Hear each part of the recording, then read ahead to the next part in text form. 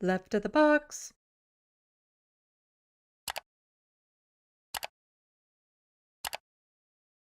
So another thing that I've pointed out on my channel before that has been becoming an issue again and again, and how somebody can run to be prime minister without this thing being done first kind of blows my mind. As in, Pierre Poilievre does not have security clearance to get access to top secret stuff. He hasn't gone through the process. He's only been leader of the Conservative Party for years and years, but he hasn't gone through the process. And that's a problem, especially now with tensions in the Middle East, between what Israel is doing to everyone else. We get security reports from that area that are very sensitive in nature that only the highest up officials should be able to see. And there was also the issue of foreign interference in our elections that required security clearance to see. But Pierre Poilievre has purposely said that he doesn't want to get it so that he can basically say whatever the hell he wants and know have that ignorance so that he can just say whatever he wants without the worry of well, actually that report said the complete opposite of what I'm saying. And it's becoming, again, like I said, a little bit more prevalent now because of what's happening with Israel and how they're attacking everyone else. And more security clearances will be needed to get some of the information about what's going on over there. So a couple of the leaders have been calling him out as of late. So we have Justin Trudeau and Elizabeth May calling him out. Let's hear what they have to say about it. Ahmed Faoud Mustafa El-Didi appeared in an ISIS torture video dismembering a human body on a crucifix. Yet in 2018, this NDP Liberal government let him in, later giving him citizenship, only to find from French authorities that he was plotting a massive terrorist attack on people living in the Toronto area.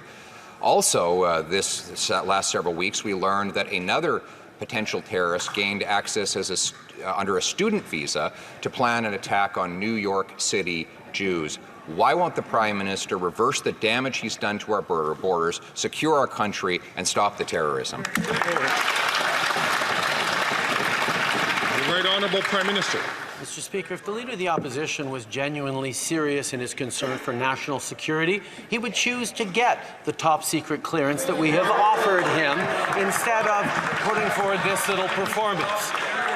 We, on this side of this House, don't play politics with national security.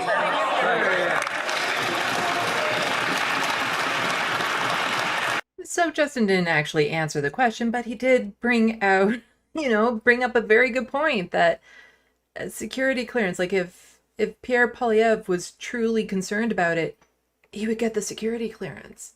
And so he's given his excuse as to why he's not doing it, but then the real excuse could be because he wouldn't pass it.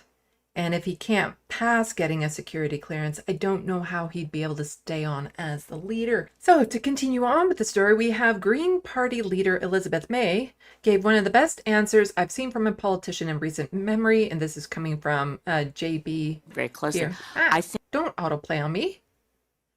He's a political fact checker, TED speaker, author, non-liberal founder of Watch Polaris, and said I've seen Green Party leader Elizabeth May give one of the best answers I've seen from a politician in recent memory, and no one is talking about it. The question was about Pierre Poilievre not getting his security clearance. So let's hear what this best answer was. I think I will continue to maintain that every party leader in the Parliament should seek top secret security clearance. I would kind of think that's mandatory. Because how can you potentially be the prime minister of the country and not have that? You don't get it as of right. And I would ask Mr. Poilievre, why are you not prepared to try to get top secret security clearance?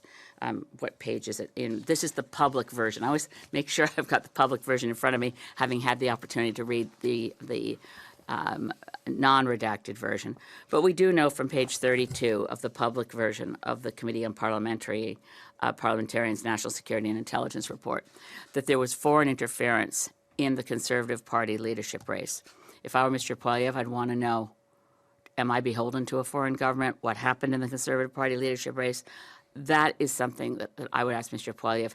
And But Mr. Poilievre might get a little embarrassed if he read that report to find out that potentially that foreign interference was to help get him elected. any uncertainty about the extent of foreign interference in your own party, ask for your top secret security clearance. And I know from going through it myself, it's an arduous process, and you don't get it by right. And the people who are in control of basically our agencies that are part of the Five Eyes, we want our allies to know that we take it seriously, that we take intelligence and security seriously in this country, that we want to close those loopholes that create the soft places that make Canada a particular target for foreign interference, and that we want to make sure that all of us as federal political party leaders toughen up our own rules around nominations and leadership races. And again, it's in the unredacted public version that there was foreign interference in both India and in the Conservative Party leadership race. There's allegations of foreign actors from both the People's Republic of China and India in the Conservative Party of Canada leadership race. So, Mr. Poilievre, I find his unwillingness to pursue that worrying.